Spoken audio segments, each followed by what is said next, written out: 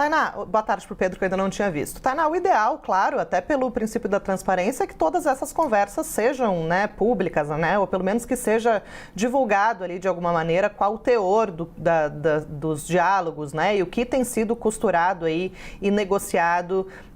em torno dessa questão da anistia aos envolvidos no 8 de janeiro. Mas o fato é que essas conversas têm acontecido realmente, como você disse, por meio de emissários, tanto ali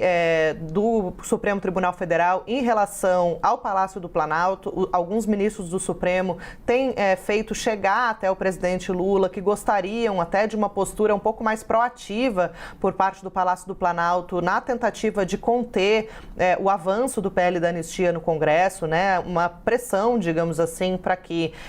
parlamentares, por exemplo, da base do governo retirassem as assinaturas do requerimento de urgência. E, da mesma forma, o presidente da Câmara, Hugo Mota, também tem conversado e tido esse tipo de interlocução com os ministros do Supremo. Então, parece que todas as pontas estão, de alguma maneira, ligadas,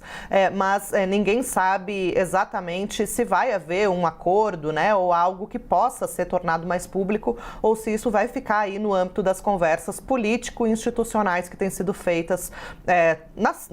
nos 3 prédios da Praça dos Três Poderes, né, tanto no Congresso quanto no Palácio do Planalto e também no Supremo Tribunal Federal. Na avaliação dos ministros da Corte, Tainá, o que se diz é o seguinte: o ministro Alexandre de Moraes, ele tem maioria ali para bater na tecla de que a dosimetria da pena, as penas que têm sido aplicadas aos condenados do 8 de janeiro, elas não só são proporcionais aos fatos, à gravidade dos fatos que ocorreram naquela data de 8 de janeiro, mas também elas garantem que não haja uma redição do 8 de janeiro, né? E lembrando que a gente está aí há pouco mais de um ano das eleições de 2026, em que é normal que o clima fique mais tenso, que as discussões políticas fiquem mais acirradas, e foi justamente no contexto pós-eleições gerais de 2022 que toda aquela articulação golpista aconteceu e culminou no 8 de janeiro. Isso é algo que o Supremo quer evitar a todo custo, por exemplo, no início de 2027. Então, é claro que isso já tem sido conversado, né? E o ministro Alexandre de Moraes, uma pessoa próxima do ex-presidente Michel Temer, e de fato, Michel Temer conhece muito bem Alexandre de Moraes. Moraes tem feito alguns acenos que não necessariamente passam por uma revisão da dosimetria. Por exemplo,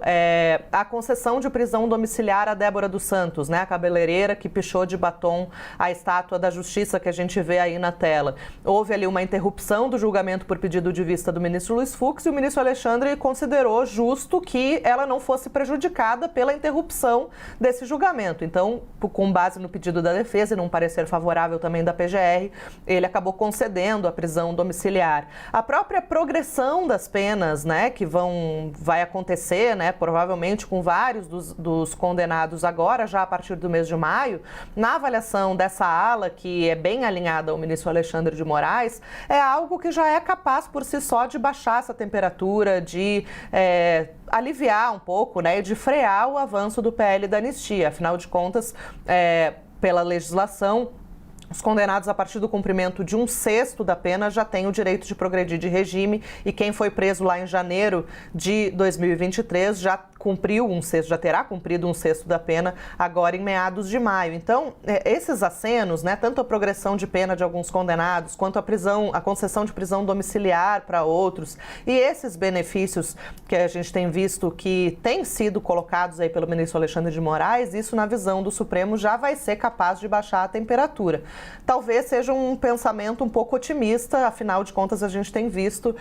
que, de qualquer maneira, o PL da anistia está avançando no Congresso Nacional, e no Palácio do Planalto já existe essa avaliação de que vai ser muito difícil barrar. Aí depois, só para concluir, vai caber ao próprio Supremo, que obviamente vai ter uma ação a esse respeito, tudo é judicializado, né, hoje em dia, vai caber ao próprio Supremo analisar se a anistia é de fato compatível com a Constituição, e nesse cenário também existe uma tendência de que o PL da anistia, se concretizado, venha a ser declarado inconstitucional pelo Supremo Tribunal Federal.